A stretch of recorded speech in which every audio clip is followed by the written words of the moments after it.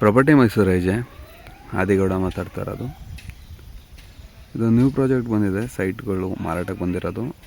30-40 east face or west face ಎರಡೂ ಬಂದಿದೆ. Location ಬಂದು ಮಣಿಪಾಲ್ ನಿಯರ್ ಬೈ ಬರುತ್ತೆ. ಲೇಔಟಲ್ಲಿ UCD, water supply, power supply, ಮೋರಿ, ಡಾಂಬರ್ ರೋಡು ಮತ್ತು 911 ಏಕಾತ property, BMICP approval, bank loan ಆಗುತ್ತೆ.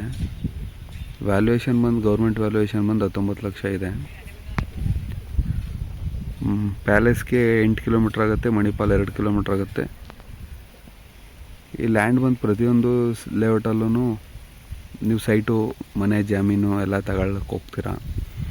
ಮೂಡ ಕನ್ವರ್ಷನು 911B ಖಾತಾ ಮತ್ತು BMICP ಅಪ್ರೂವಲ್ ಆಗಿದ್ದರೆ ನೀವು ಅದೊಂದು ಖಾತಾ ಇಟ್ಕೊಂಡು ಇನ್ಯಾವುದು ಕ್ರಾಸ್ ಚೆಕ್ ಹೋಗಲ್ಲ.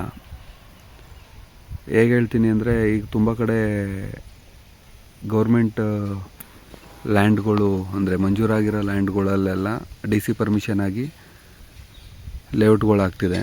ಅದು ಯಾವತ್ತಿದ್ರೂ PTCL ಖಾತೆಯಲ್ಲಿ ಕ್ಯಾಟಗಿರಿ ಅವ್ರಿಗೇ ಲ್ಯಾಂಡ್ ಬರುತ್ತೆ. ನಾನು ಮಾತಾಡ್ತಾ ಇರೋದು ಕ್ಯಾಟಗಿರಿಯವರು ಮತ್ತು ಜನರಲ್ಲು ಆ ಥರ ಮಾತಾಡ್ತಾ ಇಲ್ಲ.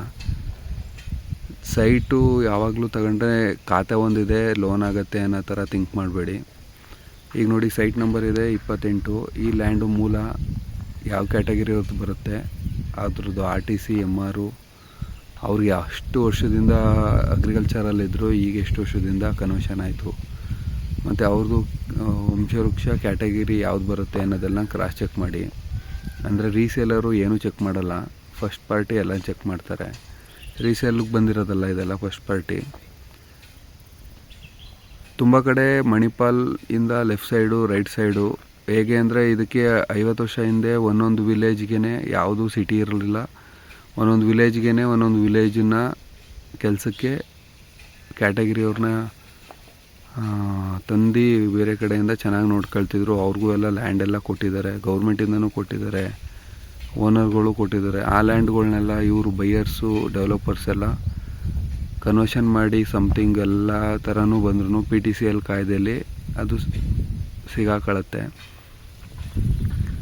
ನಾನು ಹೇಳ್ತೀನಿ, ನಿಮ್ಮ ಹತ್ರ ಯಾವುದೇ ಥರ ಟೈಮ್ ಇಲ್ಲ ಅಂದ್ರೂ ಒಂದು 5 ನಿಮಿಷ ಲೀಗಲ್ಗಾದರೂ ಕೊಡಿ, ಏಕಾಏಕಿ ತಗೋಬೇಡಿ. ಯಾಕಂದರೆ ಇವತ್ತು ನನಗೊಂದು ಫೋನ್ ಬಂದು ಈ ಥರ ಆಗಿದೆ ಅಂತ ಹೇಳಿದ್ದಕ್ಕೆ ಈ ವಿಡಿಯೋ ಮಾಡ್ತಾ ಇರೋದು.